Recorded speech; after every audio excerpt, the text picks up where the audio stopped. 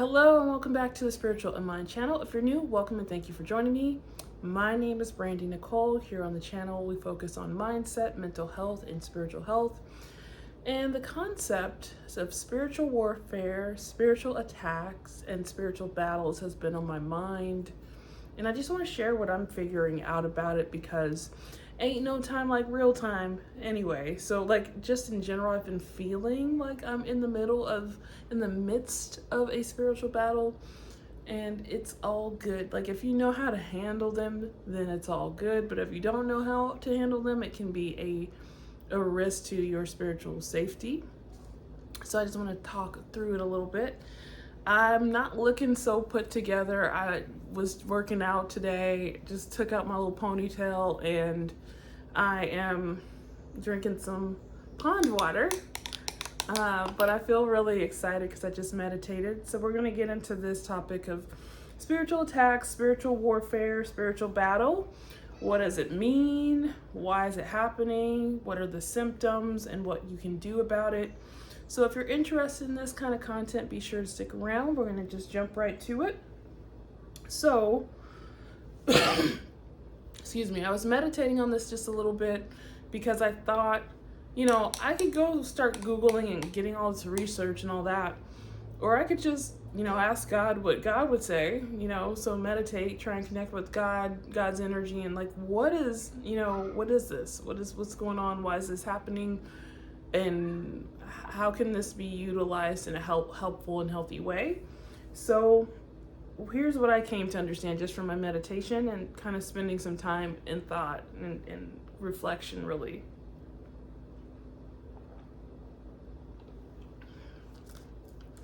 Okay, so here's what I got. The first thing is the spiritual attack is usually going to be framed on you or the extensions of you. So when I was just kind of checking in with my connection with Holy Spirit, the you or extensions of you was what came forward, which just simply means you might be the person under spiritual attack directly, or you might be experiencing indirect spiritual attack where it's actually your relatives under spiritual attack. So there could also be a dynamic with spiritual attack where it's not directly you who is the direct attack. It could be a relative of yours or someone who's connected to you closely. So that's close family and friends, or potentially even a partner.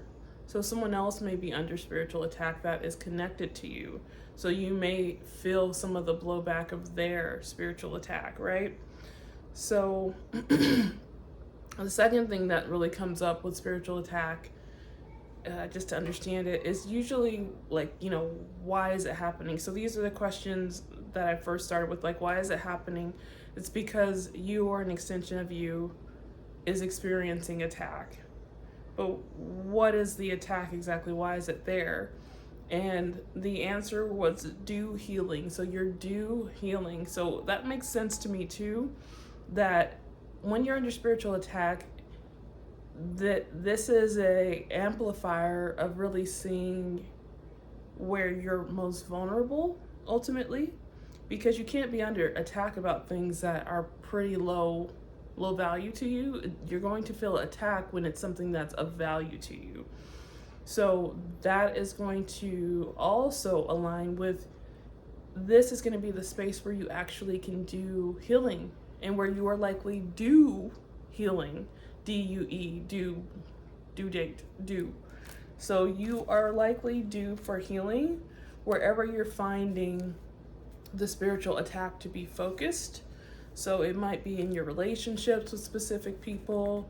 It might be in your career or work life. It might be in your communities of sorts. So wherever you find it may be highlighting or amplifying an area of actual healing that is due. The third thing that I became clear of was the devil or enemy or negative energy, however you kind of see that whole situation there, is attempting to activate you through what makes you most vulnerable. So this is where your risk of straying away from God, straying away from light, is kind of situated. So the devil is attempting or tempting to activate you through, your vulnerabilities pretty much. So let's say you have a lot of stress or fear about finances. So the devil might try and pull a few strings to activate you, or negative energy, or however you really want to see that whole thing. Disruption is coming in to activate you and direct you towards, doing something that would take you out of the energy of light. So this is where you're more likely to have negative, reactive, impulsive behaviors. You're more at risk. So there's more of a stray risk, a risk of you to stray away from what you know is good and right, because desperate times, have you ever heard that saying? Desperate times call for desperate measures. And I don't know if that's true if we think about it, right? Because if we take desperate measures, are desperate measures of light? Are they not? Do they start to get a little iffy, a little questionable? So that's what quote comes to mind, and how sometimes there's all these ways that we can mentally co-sign falling out of grace, pretty much. So I think that is interesting, and I will say I am a little bit drowsy, and I'm just thinking post-meditation, so I'm a little slower on the draw, so forgive me.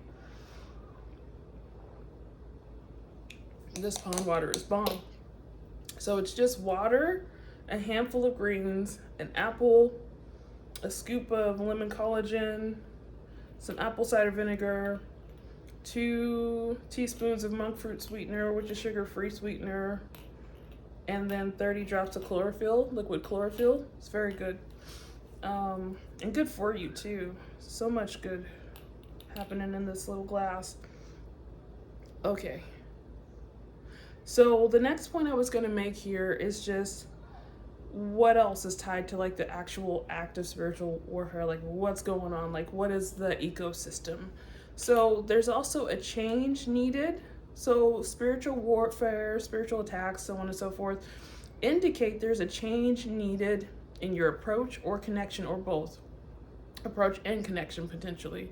So if you're feeling a spiritual attack tied to your relationships, this is your opportunity to really look at the pattern that you have in those relationships.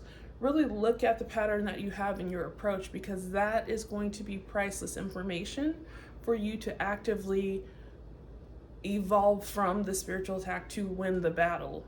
So if you continue to do whatever you've been doing in that connection, then you are not activating like your own opportunity to grow beyond this dynamic, because the spiritual attack is your opportunity to stay in your previous version of self, or to rise into your highest self, or to connect with your higher self, which is very, very tough, because your ego is going to be at play when you're under spiritual attack. Your ego actually steps forward to do a lot of things, but your ego is not the party that you want to be operating from. And stepping out of ego is such a tough time, because it pulls on like the dark night of the soul and all of those emotional experiences tied to that.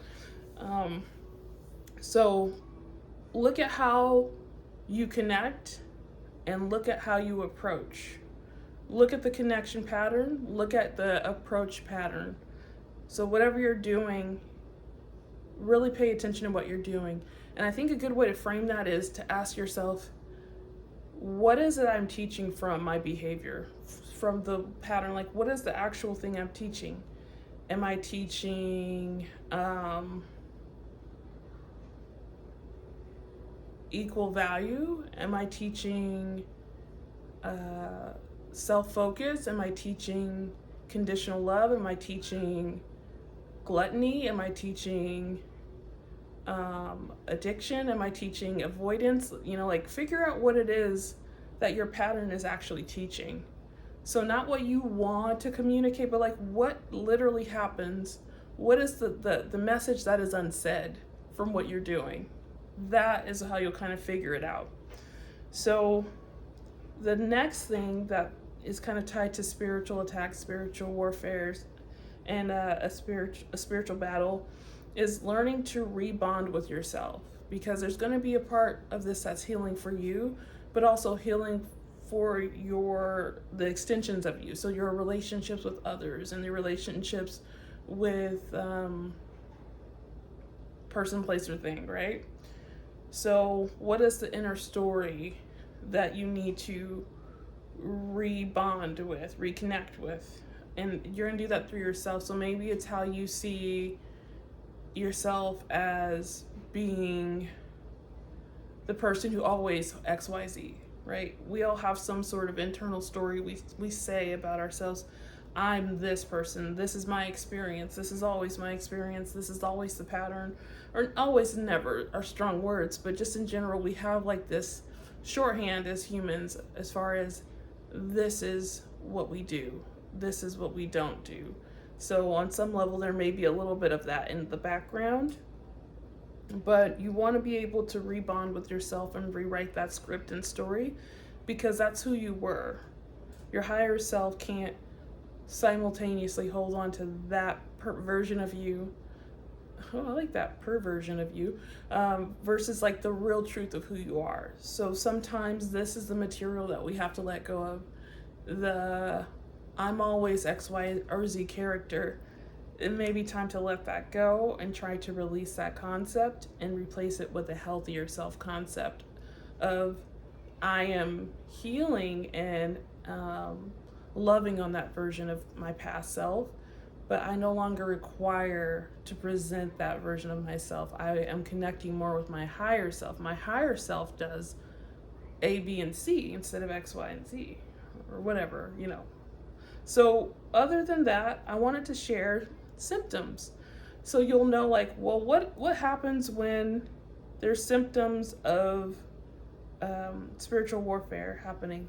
So one thing is you'll notice that there's more stressful events happening in your life, that you're just kind of feeling things that activate more of a stress response for yourself.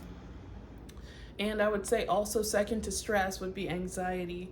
So you'll notice maybe it just starts with a little stress, but then starts to turn and shift and meander into anxiety.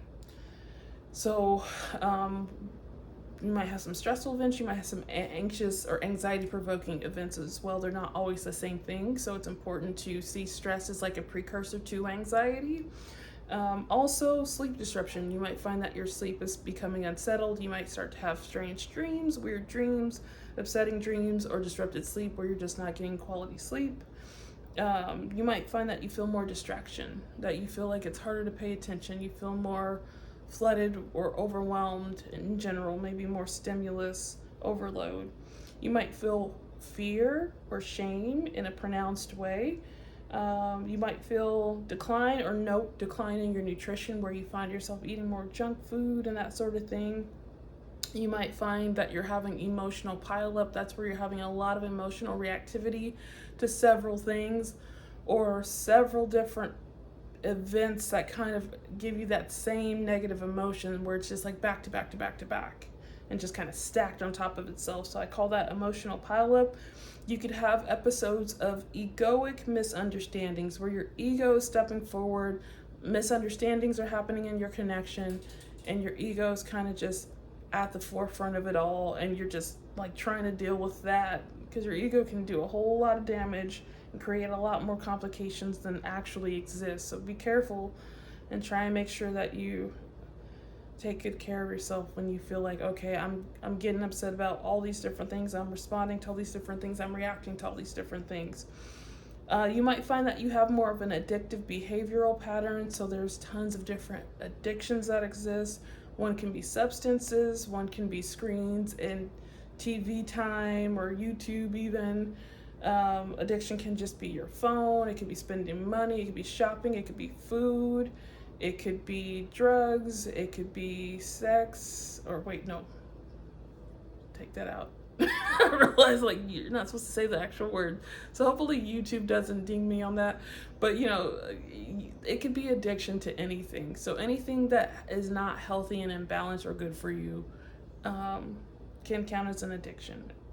And then you might also find that you are more self-critical, more berating, and self-loathing. So you might find that you have all these different negative associations with others and with yourself. So again, you and the extensions of you, right? So like how you relate to everyone is how you relate to yourself, which is also kind of a astounding point to be thinking about. How you relate to yourself could actually be reflected even more in your relationships when you're under spiritual attack or spiritual warfare. So honestly, I feel like spiritual warfare and spiritual attack is a beautiful opportunity, if you know what it is, to come out victorious. So I'm going to tell you exactly what I've found is helpful on my journeys into spiritual attack, which usually is tied right at the beginning of a spiritual awakening. So before I go into another episode of spiritual awakening, I usually have some spiritual attack, dark night of the soul situation, and then I just like upgrade into that next plane of higher self. So here's what helps me out, especially now, because I've figured it out. I've done it enough to know like, oh, okay, here we go. Buckle up, get my little seatbelt on, grab a drink, and let's get this thing done, you know? So one thing that I recommend in order to brave a spiritual attack and come out victorious is going to be get your prayer life together. Make sure that you're praying as often as you can. I pray to God, I pray to Jesus, and that is what gives me peace. And I would say, if you're not a person of Christian faith, you can pray to the universe or to your ancestors or however you like to move and groove. I also recommend meditation, getting back into stilling your mind and letting your mind be still so you can find your resolutions more quickly. Because if you try to distract yourself when you're under spiritual attack by watching a bunch of TV, getting into a bunch of addictions, eating a bunch of junk food, you're going to stay more lost than found. And I just mean like distraction is not going to be the resolution, right? It's the distraction from the resolution. It's the comforting that we try to create to tolerate the, discomfort we feel, but it doesn't create a resolution. So you will stay in spiritual battle much longer when you do those behaviors. I also recommend journaling, and so I have a couple different journals. So I like to just journal in general, and then I have a journal or a diary kind of that is just for me writing letters to God. So it's kind of like a journal kind of, but it's more where I just write a daily letter to God. So kind of a prayer to God in written form, just to like be clear and like practice that way. So you can journal. I also think that it's really good to forgive and set boundaries. So for me, when I'm having like a shakeup in my relationships and friendships and all that stuff, I don't mind people being human. Always be the forgiving spirit, because to not forgive only really hurts you. So I don't mind forgiving, but when you forgive, it's really great to be setting boundaries so that way people don't misunderstand your forgiveness. So like move and maintain boundaries that are required and pair them with the way that you practice forgiveness. So set boundaries with love, hold boundaries with love, don't hold boundaries with malice. Make sure that you work with people and connect with people who are a support to you. So family and friends who show you love and accept you unconditionally. Hang out with them and work through things as needed. Also omit the junk food. Try to get healthy. Make sure that you're having a lot of healthy food and drinks and water and rest.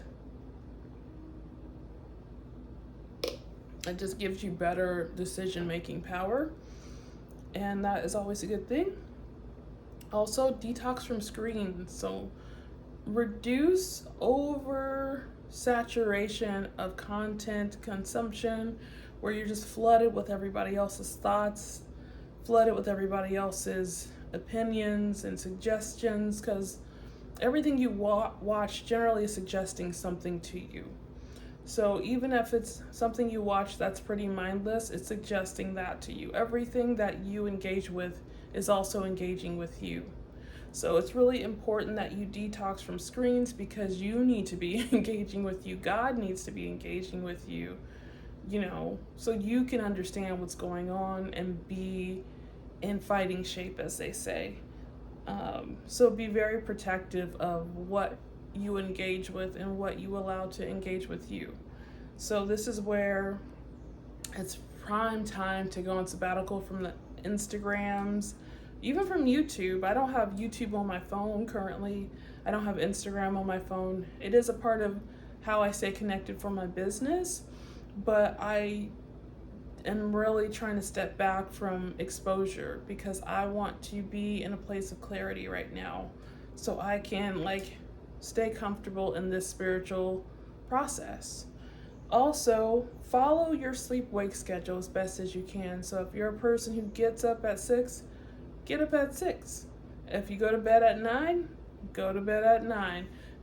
I just find any structure you can give yourself to be an advantage, especially when you're feeling a little bit caught off guard, because another element of spiritual warfare and attack is there's all these elements that catch you off guard. There's often several elements of surprise tied to spiritual attack. So I just wanted to share some basics, because in the last 2 weeks I have been in battle, but it's okay, because I already know what this is, and I feel like people who know what they're dealing with can handle it a lot more easily than folks who are like, what the heck is going on? I don't know why all this stuff was happening to me. And I think it's because we are due to ascend to the next level of our highest self. We're ready to ascend to the next level of our higher self, and this usually comes in when there's a life transition, or you are about to experience a big shift in your life. So it's all good. So you don't even have to worry, because the devil's not going to win, so it's not even about that. God's already won for us. But there's a space where we have to prepare for what is actually required. And the old version of ourselves is now at a position of being put to rest, put to peace, so our higher self can be activated within us. So this is just kind of how I see spiritual attacks, warfare, and battle, and ascension, really. So I just wanted to tell a little bit of what I've noticed in my journeys on the battlefield, in case it can be helpful to you. And yeah, I'm just really glad, because I feel like with spiritual attacks, it means that you will graduate if you choose to, and if you don't choose to, the lesson will repeat. The lesson will just keep repeating, until you're ready. If you choose to be ready, to take that next step. So I hope that this video was helpful. I hope that you enjoyed this. I hope this was nurturing food for thought. And I am looking forward to seeing you in the next video. Please be sure to subscribe. Be sure to turn on your notification bell so you don't miss the content here on the channel. And be sure to subscribe if you haven't already. I'd love you to join our family here, and the Spiritual Awakening family. And I'm trying to see, is there anything else? You can check the description for any information about what I offer. And other than that, thank you for hanging out with me today. I feel a little bit slow on the draw mentally, so please forgive me. And yeah, I'm not normally dressed in my athletic gear, but we're just hanging out, catching up. So hopefully this video was of great service and use to you. And if so, please give it a thumbs up. I appreciate that. If you've made it to the end of the video, I'd love for you to leave a little heart emoji just to show up and show out for me. Just a little heart emoji. I would appreciate that. I want to make sure to say thank you to any folks who do that. And yeah, I appreciate your time and your love. And I look forward to catching the next episode of Spiritual Mind. Be well.